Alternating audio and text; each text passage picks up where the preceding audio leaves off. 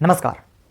आज का जो हमारा टॉपिक है एक गुमशुदा नाम का टॉपिक है, यानी कि एक ऐसी खातून का जिनका हिस्ट्री में बहुत ही कम हिस्ट्री देखने को मिलता है, उनके बारे में पढ़ने को मिलता है। यहाँ तक कि उनकी जन्मदिन यानी पैदाइश किस दिन हुई थी, किस सन में हुई थी, ये भी क्लियर नहीं माना जाता है। यही आज का हमारा टॉपिक है, इस पर हम आज बात करेंगे। तो चलिए बात करते हैं। बात करने से पहले आपसे एक रिक्वेस्ट है, अभी तक हमारे चैनल को सब्सक्राइब नहीं किया है तो सबसे पहले हमारे चैनल को सब्सक्राइब कर ले और बेल आइकन बटन को प्रेस करके ही जाएं। चलिए वीडियो को शुरू करते हैं। हम बात कर रहे थे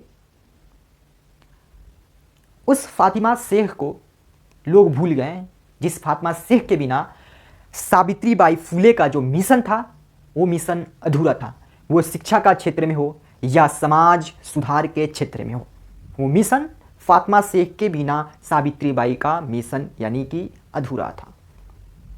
जब फातिमा शेख से सावित्री बाई का मिलना हुआ, एक दूसरे से जान पहचान हुआ,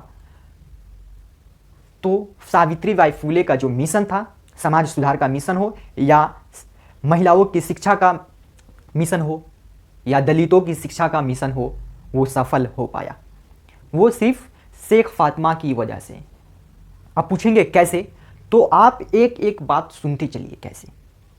सावित्री बाई फुले जब वो अपने घर पे बच्चे और बच्चियों को पढ़ाना शुरू की, यानी दलित बच्ची को पढ़ाना शुरू की, दलित बच्चे को पढ़ाना शुरू की, तो उनके समाज के लोग ही उनको गलत बातें बोलने लगे, उनका बैकाट करने लगे, उनको अपने धर्म में मानने से भी इनकार करने लगे। यहाँ तक तो ठीक है, लेकिन जब घर वाले ही उनसे नाराज़ हो गए, अपने घर से निकलना पड़ा, अपने घर वाले ही खुद निकाल दिए उनको अपने घर से, तो वो और उनके पति, उनके हस्बैंड जब घर से निकले तो उस मिशन को चलाने के लिए, अपने मिशन को सक्सेसफुल बनाने के लिए, सफलता की ओर बढ़ने के लिए वो जा रहे थे। तभी एक ऐसे आदमी से मुलाकात हुई, एक ऐसे शख्स से। वो शख्स कौन था? फातिमा शेख का भाई उस्मान शेख से मुलाकात हुई।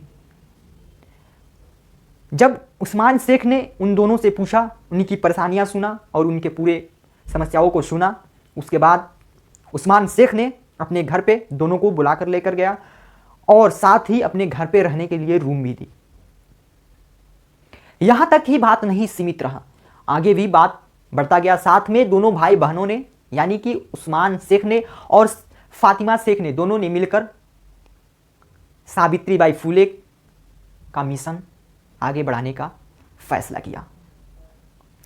फातिमा शेख का जन्मदिन जो है वो कुछ लोग 9 जनवरी को मानते हैं, लेकिन ये क्लियर नहीं है कि फातिमा शेख का जन्मदिन 9 जनवरी को ही हुआ। इसलिए मैं कह रहा हूँ, बोल रहा हूँ कि कहीं पे भी उनका जन्मदिन यानी जन्मतिथि शेख फातिमा का क्लियर नहीं मिलता है। कोई भी लेखक, कोई भी राइटर इस बात को क्लियर नहीं करता है, लेकिन कुछ लोग 9 जनवरी को फातिमा शेख के जन्मदिन सेलिब्रेट करते हैं, यानी जन्म दिवस मनाते हैं फातिमा शेख की।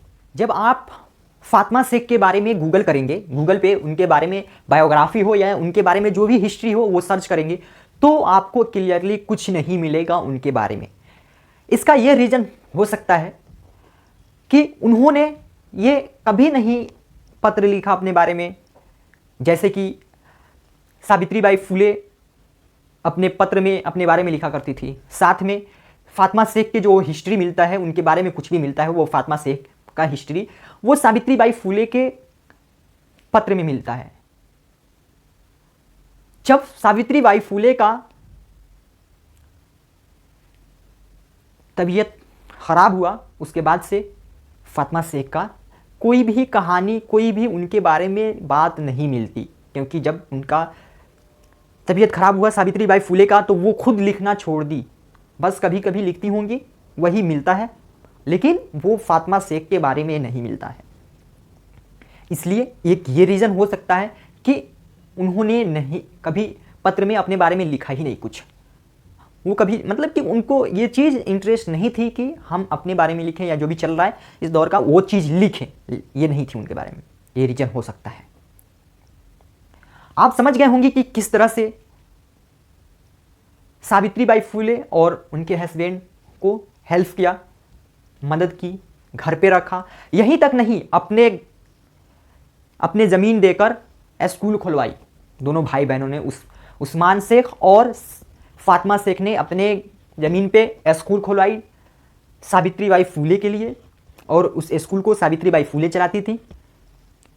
एक और ही इंटरेस्टिंग बात है, मज़े की बात है, समझने की बात है। ये माना जाता है, ये हर जगह पे मिलता है कि मुस्लिम महिलाओं में सबसे पहली महिला शिक्षिका यानी लेडी टीचर फातिमा शेख को माना जाता है। फातिमा शेख उसी स्कूल में पढ़ाया करती थी, साथ में सावित्रीबाई फुले के साथ उसी स्कूल में पढ़ाई करती थी। जब सावित्रीबाई फुले किसी दौरे पे या कहीं और जाया करती थी, उस समय क्या होता था कि उस स्कूल की संचालक खुद फातिमा शेख हुआ करती थी। यानी कि उस समय फातिमा शेख उस स्कूल की देखरेख किया करती थी, जब सावित्रीबाई फुले उस समय स्कूल से यानी उस एरिया से बाहर गई होती थी। यानी आप समझ गए होंगे, साथ साथ में उस्मान शेख और फातिमा शेख ने, दोनों भाई बहनों ने इन दोनों की यानी सावित्रीबाई फुले की मिशन में तो काम किया, लेकिन इनके आंदोलन में भी साथ में खड़े रहे। और एक कितनी अच्छी बात है कि सावित्रीबाई फुले के एक अच्छे दोस्त की तरह फातिमा शेख ने कदम कदम पे साथ दिया। सावित्रीबाई फुले वो अपने पत्र में हर बात लिखा करती थी फातिमा शेख के बारे में। फातिमा शेख के बारे में आपने समझ गया, सुन लिया कि क्या उनकी हिस्ट्री है। बस इससे ज़्यादा कहीं पे भी हिस्ट्री नहीं मिलती है उनकी।